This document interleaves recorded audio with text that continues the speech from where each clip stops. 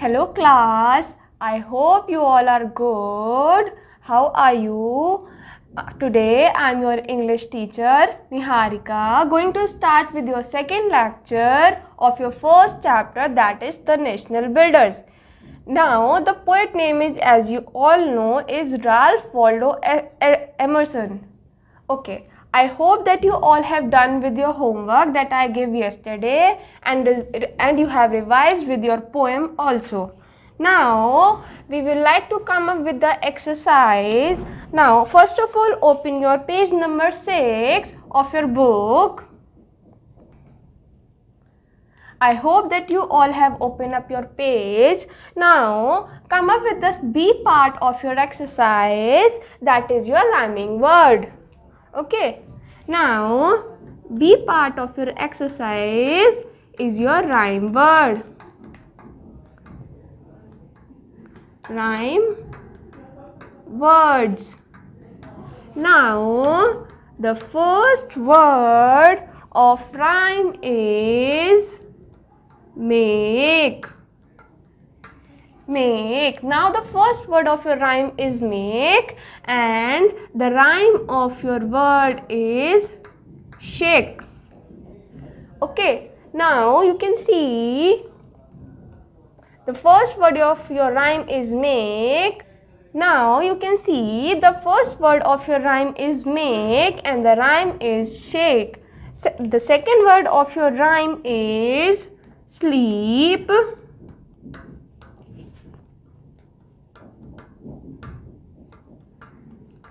And the rhyme of sleep is deep. Okay, I hope that you all are getting. Now the third word of your rhyme is strong. Now all of you know that what is the meaning of strong. Strong means शक्तिशाली, मतलब कि जो बहुत powerful होता है. तो strong का मतलब होता है, स्ट्रॉन्ग का यहाँ पे राइमिंग क्या होगा हमारा, long. And the fourth one of your rhyme is fly. Fly का मतलब क्या होता है, उड़ना. क्या होता है फ्लाई का मतलब, उड़ना. उड़ना मतलब कि हम ऊपर उड़ रहे हैं. So the rhyme of your word fly is sky. I hope that you all are getting it. Now I would like that you all can copy these words in your notebook.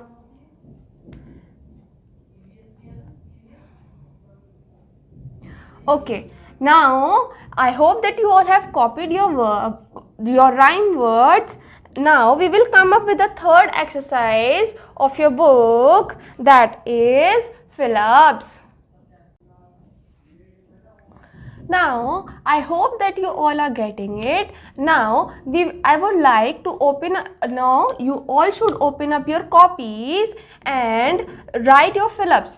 Now you can see that the first fill-up has been written over here, not dash but only man can make. Not dash. Not dash means क्या था, हमने जब अपनी poem पढ़ी थी तो उसमें first line भी लिखी थी ना कि not gold but only a man can make. मतलब कि खाली सिर्फ गोल्ड ही नहीं, उसके अलावा भी मैन अपनी बहुत सारी चीज़ें बना सकता है जिससे हमारा जो नेशन है वो बिल्ट होने में मदद करता है. Now the second fill-up of yours is man. Man for. Man किस चीज़ के लिए काम करता है, मैन जो होता है हमारे किस चीज़ के लिए काम करता है, honours.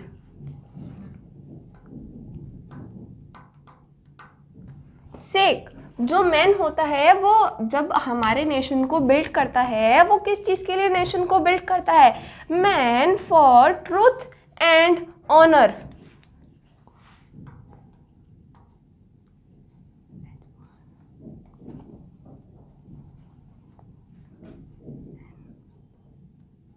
For truth and honour. तो यहाँ पे क्या आएगा, ट्रूथ. यहाँ पे क्या आएगा? Truth. Okay, the third fill up is yours. कौन से जने होते हैं जो हमारे लिए वर्क करते हैं? Who work while other sleep. कौन से ऐसे जने होते हैं जो मतलब कि काम करते हैं उस समय पे जब और जने जो सो रहे होते हैं? तो कौन होते हैं? Brave man. कौन होते हैं? Brave mans. Brave mans work while others sleep. Brave mans जो होते हैं वो वर्क करते हैं, बल्कि जो जो जो काम ही नहीं करना चाहते हैं वो सोते रहते हैं, कुछ करते ही नहीं है ना. तो ये third fill up is brave man work while others sleep. Okay, now I hope that you all have written up with your fill-ups, and then we will continue with your 4 fill-ups. First of all, write down your rhyming words and fill-ups. Now, I hope that you all are getting it. Now, we will continue with the fourth part of your fill-up. Now, the fourth part of your fill-up is they built a nation. They build a nation. Nations pillar deep.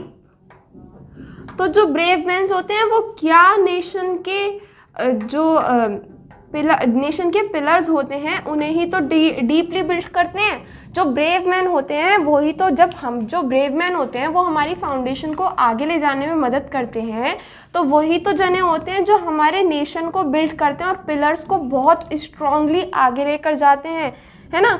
और वो जो brave mains होते हैं वो कौन कौन हो सकते हैं? जैसे कि हमारे डॉक्टर्स हो गए, बिजनेसमैन्स हो गए, जैसे कि आपके फादर्स होते हैं वो आपके बाहर जाते हैं काम करते हैं, या किसी किसी के फादर होंगे वो डॉक्टर होंगे, इंजीनियर होंगे. इस तरीके से ये सब जने होते हैं जो हमारे नेशन को बिल्ड करने में बहुत मदद करते हैं.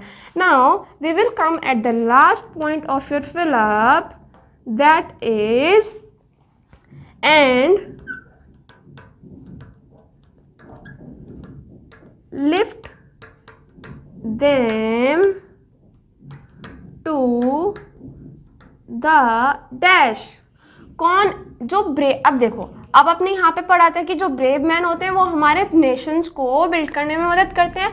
तो वो कहाँ पे मदद करते हैं? मतलब कि जो ब्रेव मैन्स होते हैं वो हमारे जो नेशन को कहाँ तक ले जाते हैं? To the sky.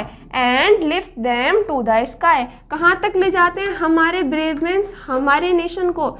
स्काई तक. Now I would like that आप ये दोनों जो पॉइंट्स हैं फिलअप्स के इन्हें भी नोट डाउन करो, और जितने भी अभी तक हमने फिलअप्स करे हैं, राइम्स वर्ड करे हैं और क्वेश्चन आंसर्स करे हैं, आप उन्हें 5 मिनट्स बैठ के रिवाइज करो. उसके बाद हम आपकी नेक्स्ट एक्सरसाइज जो है वर्ड पावर पे उसको कंटिन्यू करेंगे. Now, I hope that you all have written up with your fill-ups, question answers and your rhyming words. Now, we will come up with the second part of your exercise, that is word power. In this, your first point has been written, complete the following spellings. मतलब कि जो आपका word power का first part है उसमें लिखा है complete the following spellings.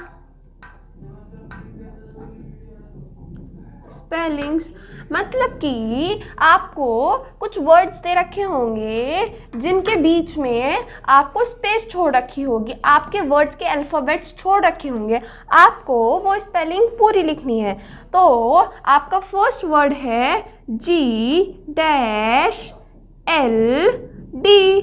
तो अगर आप सोचो इस बारे में, तो आपने ये वर्ड कहाँ पढ़ा था? सोचो. आपने ये वर्ड सबसे पहले अपनी पोएम की फर्स्ट लाइन का फर्स्ट वर्ड है. That means gold.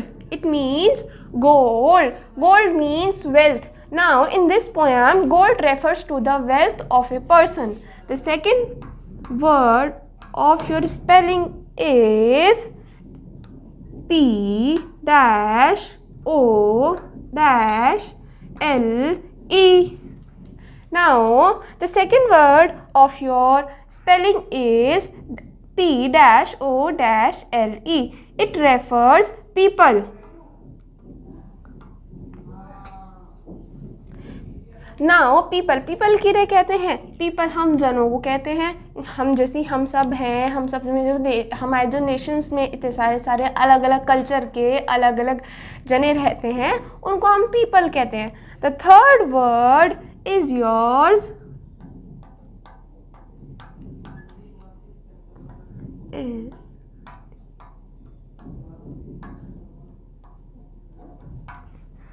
अच्छा, आप खुद सोच के बताओ इसमें क्या आना चाहिए. एक बार खुद सोचो. ये तो हमने बहुत बार रिवाइज भी करा है. That means STONG. तो हम क्या कर सकते हैं, आप खुद सोचो. इस अगर हम यहाँ पे R लगा दें तो ये क्या बन जाएगा? That means strong means powerful. जो जना बहुत पावरफुल होता है, काम करता है. अब हम इसका फोर्थ वर्ड देखें तो फोर्थ वर्ड क्या आता है?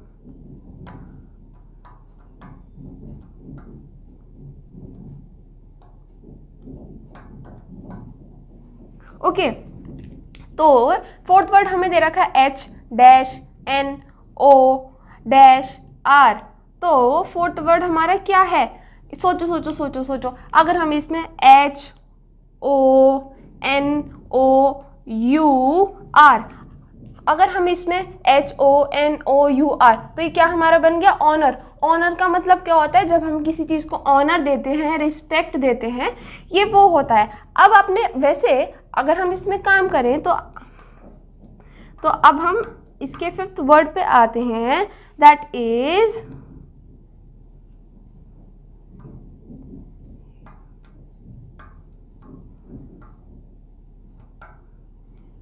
फिफ्थ वर्ड इसका क्या रेफर करता है? अगर हम यहाँ पे टी लगा दें तो ये हमारा क्या बन जाएगा? Nation. That means nation means the symbolic of our economy. जैसे कि हमारी मतलब कि हमारा नेशन होता है. नेशन हम किसे कहते हैं? जैसे कि हमारे जहाँ हम कंट्री में रह रहे हैं उसे हम नेशन ही तो कहते हैं, है ना. Now the sixth word is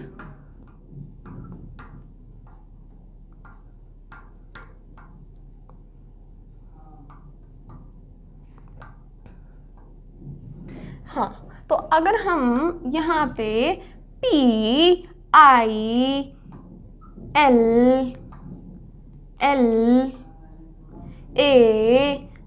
ARS, ठीक है. तो ये हमारा क्या बन गया? हमने यहाँ पे डैश लगा रखा था, हमने फर्स्ट डैश में L भर दिया, दूसरे डैश में R भर दिया. तो ये हमारा क्या बन गया? पिलर्स बन गया. PILLARS. That means pillars means, एक तो पिलर्स का एग्जैक्टली मीनिंग तो होता है जैसे कि आपके घर में बहुत से बड़े बड़े खंभे होते हैं ना, वो होता है. लेकिन यहाँ पे जो पिलर्स है उसका यहाँ पे रेफर करा गया फाउंडेशन मतलब कि जो हमारी नेशन को ग्रो करने में मदद करता है. तो यहाँ पे पिलर का रेफर है the foundation that grows with our nation. Okay, now I would like that आप इन सबको I would like that you all should copy these words in your copy and revise these words in your homework.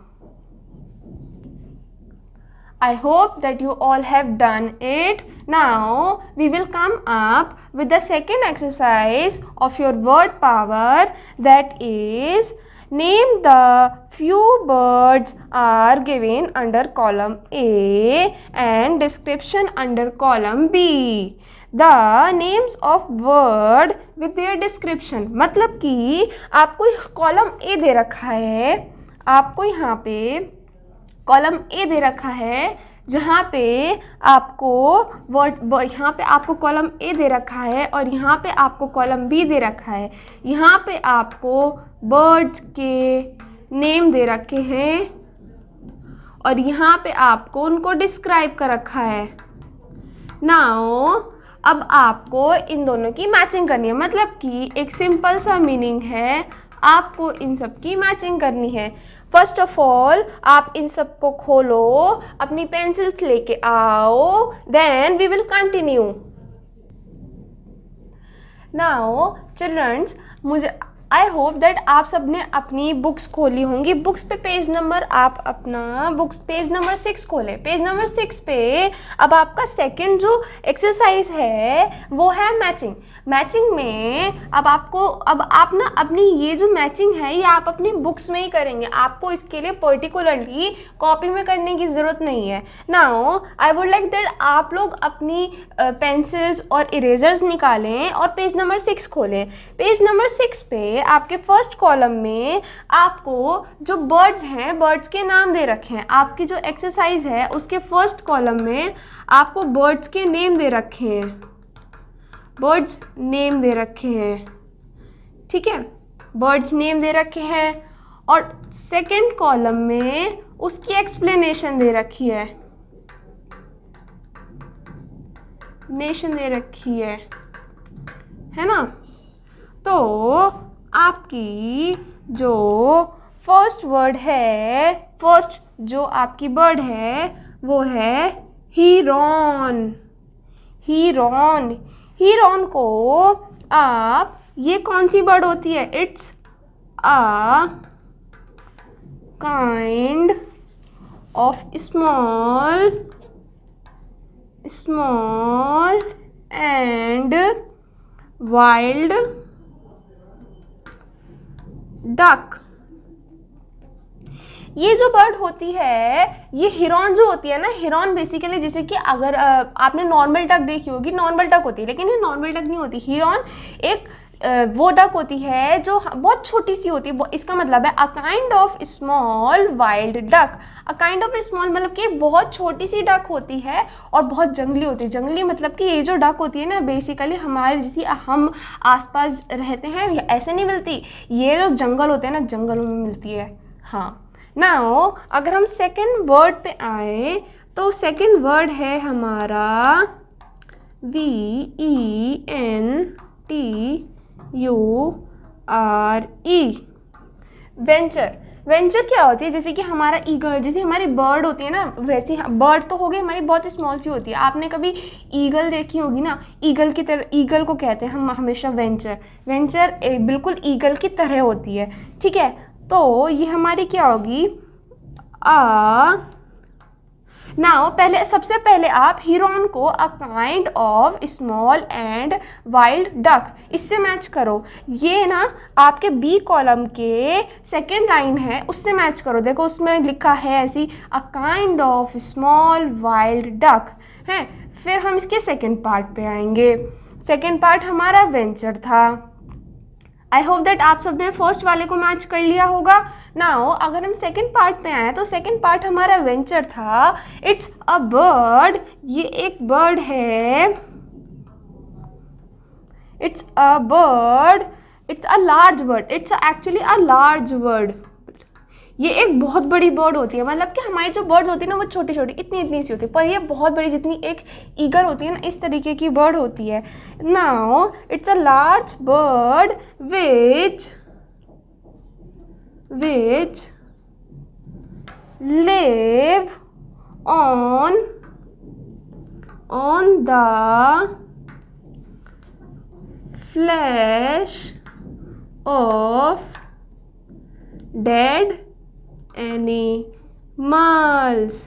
Now ये जो word होती है ना venture, ये मैंने अभी आपको बताया था कि ये ईगल की तरह होती है या है। तो ये जो बहुत बड़ी बर्ड होती है, जो अ large bird which live on the flesh of dead animals, मतलब कि वो बर्ड जो, जैसे कि जो डेड एनिमल्स होते हैं ना, डेड एनिमल्स जो मर जाते हैं उनके ऊपर मतलब कि उनके साथ, उन्हीं के आसपास रहती है, आपको ये बर्ड वहाँ मिलेगी, ठीक है। नाउ अगर आपने अपना बी एक्सरसाइज खोल रखी है तो उसका सेकेंड वर्ड वेंचर है। वेंचर को आप बी कॉलम की थर्ड लाइन से मिलाएं। बी कॉलम की थर्ड लाइन में भी लिखा है a large bird which lives on the flesh of dead animals. हाँ, आई होप आप सबने ये मिला लिया होगा।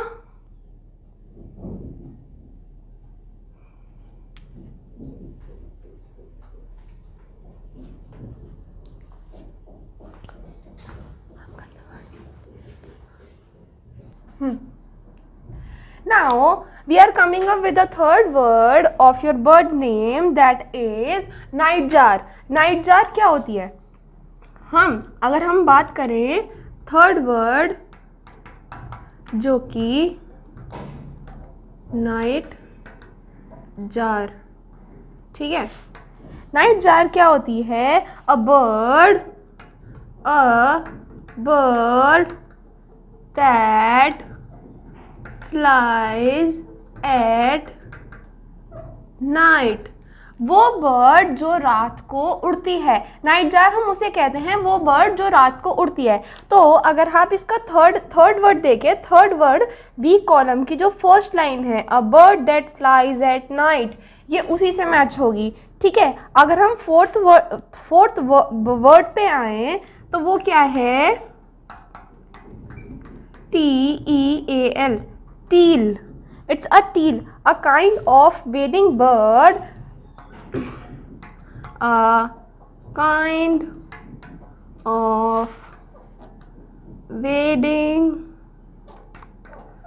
bird with a long neck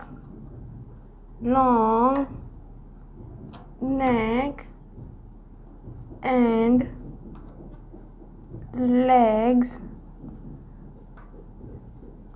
and a tapering bill. टील एक वो वर्ड होती है जिसकी एक बहुत लंबी गर्दन होती है और पैर होते हैं, मतलब बहुत लंबी सी होती है, बहुत उसके टेपरिंग बिल होती है, इस तरीके से एक वर्ड होती है. तो जो आपकी फोर्थ वर्ड है वो है टील. ये हमारी एक बर्ड है और इसको आप अपनी बुक की जो बी कॉलम की सबसे लास्ट लाइन है उससे मैच करोगे. A kind of wading bird with a long neck and a leg and a tapering bill. ठीक है. Now the fifth is your falcon. falcon ये ना बाहर की बर्ड होती है. falcon क्या होती है? अ bird of prey which can be trained to hunt of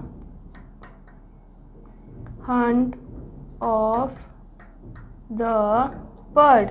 मतलब कि फैल्कन. अच्छा चलो पहले आप इसको मैच करो. जो आपका लास्ट वर्ड है फैल्कन, वो आपके बी कॉलम की जो लास्ट सेकंड लाइन है उससे मैच करो, ठीक है. फैल्कन वो बर्ड होती है जिसको हम एक्चुअली ट्रेन भी कर सकते हैं. किस चीज़ के लिए?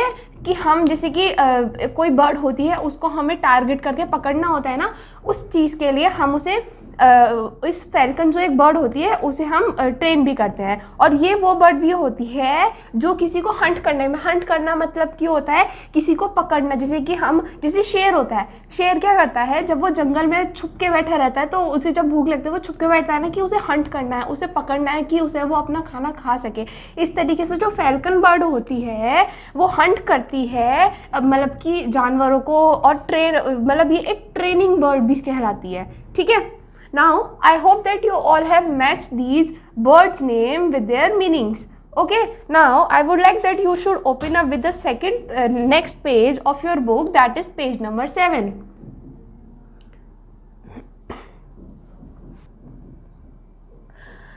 Now, I hope that you all have done up with your matching and open up your next page, that is page number 7. Page number 7 पे आपको दे रखा है boost your grammar.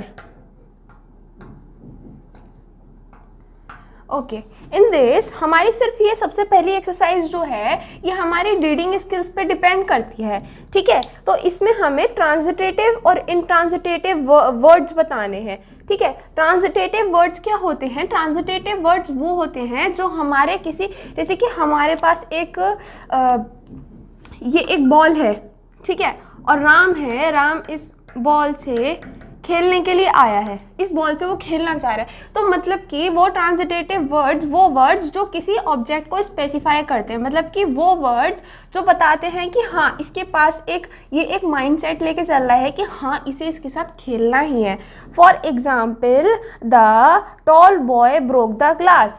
For example अब देखिए यहाँ पे फर्स्ट एग्जाम्पल लिखा है the tall boy broke the glass, मतलब कि जो मतलब कि टॉल मतलब कि बड़ा होता है, बड़े बच्चे ने मतलब कि जो लंबा बच्चा था उसने जो ग्लास था वो ब्रोक कर दिया, ठीक है, तोड़ दिया। तो ब्रोक क्या हो गया? अब जैसे कि मैंने आपको यहाँ पे बताया ये राम था, राम इस बॉल से खेलना है, ऐसी ही जो टॉल बॉय था उसने जो ग्लास था वो तोड़ दिया। तो इसने क्या करा? तो जो वो ग्लास तोड़ दिया, तो जो ग्लास है वो हमारी क्या होगी?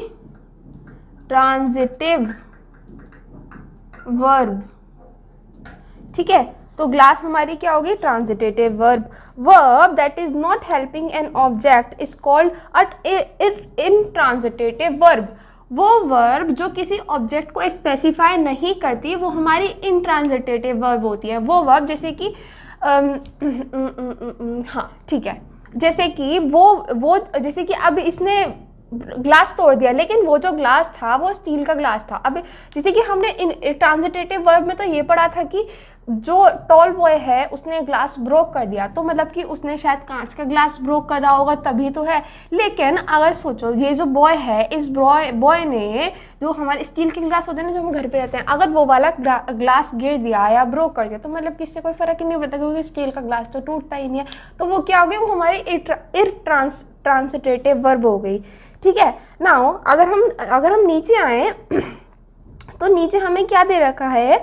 Underline the verb, right T for transitive and I for intransitive verb. If it is an intransitive word, write the object. Okay. Now the first is the sky looks cloudy. जो sky है इसमें जो first point है, I hope that you all are reading with me. जो first word है वो दे रखा है द स्काई लुक क्लाउडी। जो स्काई है वो क्लाउडी है। क्लाउडी मतलब कि वो बादल से भरा हुआ है। तो हाँ ठीक है, ये तो नॉर्मल सी बात है कि हाँ जो क्लाउड है वो बादल से भरा हुआ है, तो ये हमारी इंट्रांजिटिव वर्ब हो गई, ठीक है। सेकंड हमें दे रखा है the driver stop the car. जो ड्राइवर है उसने कार को स्टॉप कर दिया, मतलब कि जो कार है उसे रोक दिया, तो हमारी ट्रांजिटिव वर्ब हो गई। कैसे? क्योंकि उसने जो कार है कार को रोका है, ठीक है ना। ठीक है, थर्ड आ गया हमारा Ritika reads the story book. Ritika है उसने स्टोरी बुक को रीड करा है, ठीक है। तो वो हमारी क्या होगी? Transitive verb. क्यों? क्योंकि उसके पास एक ऑब्जेक्ट है। Object in the sense means कि रितिका ने वो जो बुक थी, उसके पास जो बुक थी उसे रीड करा है, ठीक है, रीड करा है ना, तो वो हमारी क्या होगी? ट्रांजिटिव वर्ब, ठीक है। अब हम अपने फोर्थ पे आए। Gurmeet cuts an apple. Gurmeet ने एप्पल काटा है, तो गुरमीत ने एप्पल काटा है, तो वो हमारी क्या होगी? ट्रांजिटिव वर्ब होगी। क्यों? क्योंकि उस टाइम उसने एक एप्पल काटा है। और हमारी जो फिफ्थ होगी द डॉग्स रन। तो डॉग्स रन, तो ये हमारी क्या होगी? इंट्रांजिटिव वर्ब हो गई, ठीक है। सिक्स्थ हमारा क्या हो गया? The stars are shining. Stars जो हैं वो चमक रहे हैं। स्टार्स जो है वो नॉर्मली भी चमकते हैं जब भी दिखते हैं, तो ये भी क्या होगी? हमारी इंट्रांजिटिव वर्ब। तो सबसे पहले आप अपनी पेंसिल लेके आए। All of you take your pencils and write the first one is intransitive verb. In this it has been written the sky looks cloudy. तो ये हमारी इंट्रांजिटिव वर्ब है। तो अब हमारी इंट्रांजिटिव में उन्होंने क्या कहा था, उसके आगे आई लिखना है, तो आप फर्स्ट वाले में आई लिखो। Okay, I hope that you all have written. Now the second one, इसमें लिखा है the driver stop the car. तो ये हमारे क्या हो गई, ट्रांजिटिव वर्ब हो गई। ठीक है, क्यों? क्योंकि जो ड्राइवर है उसने हमारी कार को रोका है। ठीक है, तो यहाँ पे ट्रांजिटिव वर्ब है तो ट्रांजिटिव के आगे क्या लगेगा, टी लगेगा। तो यहाँ पे इसके आगे आप टी लिखो। आई होप लिख लिया होगा आप सबने। थर्ड वन पे आया Ritika reads a story book. Ritika ने स्टोरी बुक को रीड करा है, तो वो हमारी एक ट्रांजिटिव वर्ब हो गई क्योंकि वो स्टोरी बुक रीड कर रही थी। ठीक है, तो अभी हमारी ट्रांजिटिव वर्ब है तो इसके आगे आप टी लगाओगे। ठीक है, फोर्थ हमारा आया Gurmeet cuts an apple. Gurmeet ने एप्पल काटा है। ठीक है, तो अब गुरमीत ने एप्पल काटा है। ठीक है, तो ये हमारी ट्रांजिटिव वर्ब हो गई, तो हम ट्रांजिटिव के लिए इसके आगे टी लगाएंगे। फिफ्थ वाला हो गया द डॉग्स रन। डॉग्स तो हमेशा भागते रहते हैं, डॉग्स मतलब भागते हैं डेफिनेटली, तो हमारी एक ट्रांजिटिव वर्ब हो गई, तो इसके आगे आप आई लगाओगे। Okay, now the last one is the stars are shining. Stars तो हमेशा ही शाइन करते रहते हैं, मतलब कि चमकते रहते हैं ना, तो ये हमारे लिए क्या हो गई, एक ट्रांजिटिव वर्ब। ठीक है, तो इसके आगे आप क्या लगाओगे, I. Okay, now I hope that you all have written up. Okay, तो अब हम बूस्ट योर ग्रामर की जो कि बी एक्सरसाइज है उस पे आते हैं। ठीक है, इसमें हमें क्या दे रखा है, fill in the blanks with the correct word। fill in the blanks with the correct word meaning कि आपको यहाँ पे जिस यहाँ पे आप देख रहे होगे, आपको एक पैराग्राफ दे रखा है और आपको ब्रैकेट में ना जैसे कि यहाँ पे ब्रैकेट में फर्स्ट जो लाइन है उसके साइड में आपको दो वर्ड्स दे रखे हैं, एप्पल और एप्पल्स। आपको इन दोनों वर्ड्स में से एक वर्ड चूज करना है जो कि बहुत सुटेबल है। ठीक है, तो यहाँ पे चलिए तो फिर रीडिंग स्टार्ट करते हैं। My mother went to the market and brought a kilogram of dash. ठीक है, मतलब कि मेरी मम्मा मार्केट गई और इन्होंने कुछ किलोग्राम्स के क्या निकाले, एप्पल्स निकाले या एप्पल्स निकाले, तो इसमें आगे आएगा एप्पल निकाले। ठीक है, नाउ इसके आगे लिख रखा है a dozen dash and a dozen dash, मतलब कि कुछ डजन्स क्या निकाले, बनाना निकाले या बनानाज निकाले। बनाना तो हो गए कि देखो, जब आप किसी किलोग्राम, डजन इन सब के साथ यूज़ करते हो ना, आज का यूज़ नहीं करते, सिर्फ सिंगुलर वर्ड का यूज़ करते हैं। ठीक है, जैसे कि अब यहाँ पे फर्स्ट वाले में हम किलोग्राम ऑफ एप्पल निकाले। ठीक है, a dozen of second fill ups में आएगा बनाना निकाला, क्या आएगा, बनाना निकाला। ठीक है, थर्ड में आएगा अ डजन ऑफ ऑरेंजेस निकाले। ठीक है, यहाँ पे ऑरेंजेस आएगा। ठीक है, ऑरेंज या ऑरेंजेस में से ऑरेंजेस आएगा। ठीक है, आई लव ऑरेंजेस, तो जो यहाँ पे जो बच्चा बोल रहा है उसने कहा कि I love oranges, so I ate an dash. ठीक है, तो यहाँ पे जो जना है वो बोल रहा है कि मुझे ऑरेंजेस बहुत अच्छे लगते हैं, तो मैंने उसमें से एक ऑरेंज खा लिया। ठीक है, ऑरेंज खा लिया ना, तो यहाँ पे और आपको यहाँ पे देखो ब्रैकेट में दो दे रखे हैं, ऑरेंज या ऑरेंजेस, तो आप इसमें से ऑरेंज जो आपको फिलअप यहाँ पे ऐसे लाइन करके एक दे रखा है फिलअप, उसमें आपको ऑरेंज लिखना है। ठीक है, नाउ इसके आगे दे रखा है my brother want a dash and my sister ask for a dash.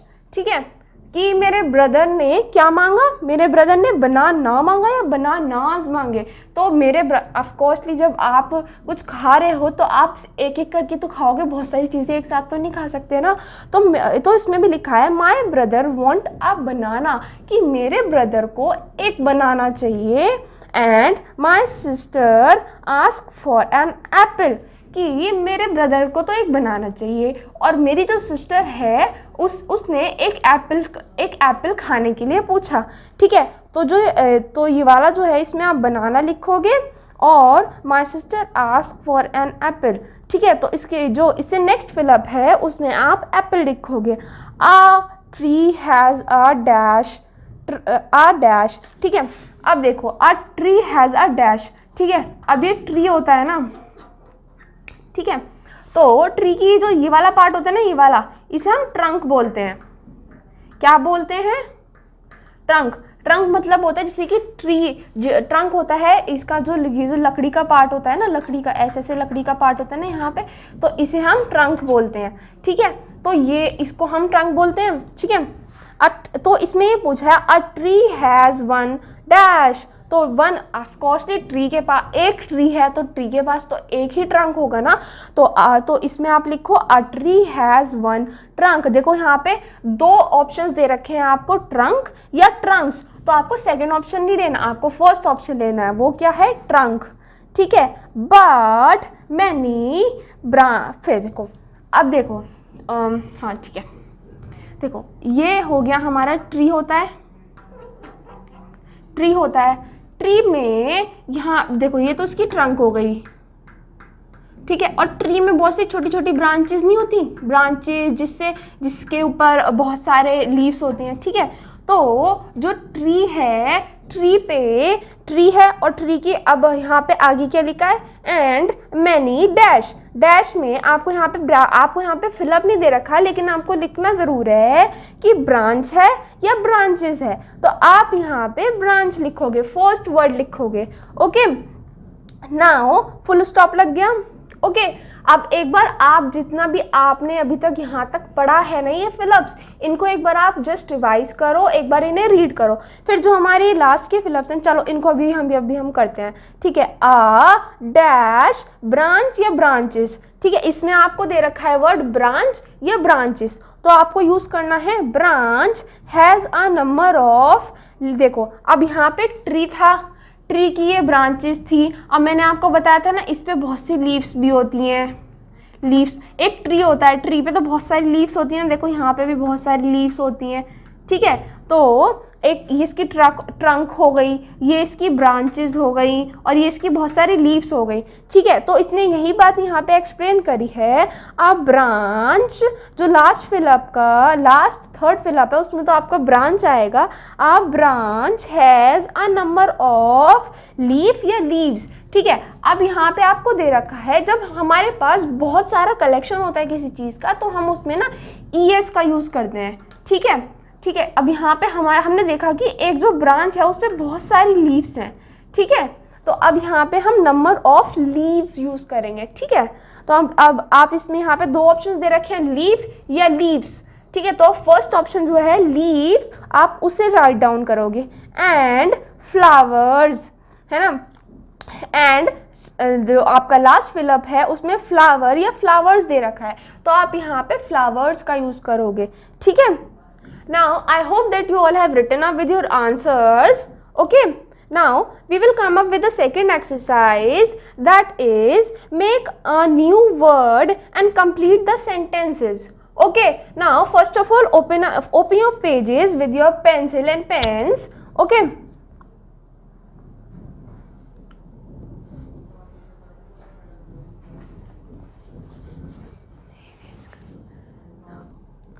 Okay children, now your last exercise is about that you have to make the new words, so this is your homework and we will see it afterwards, okay. So tata, bye bye, take care and revise all your work that you have done today. Thank you.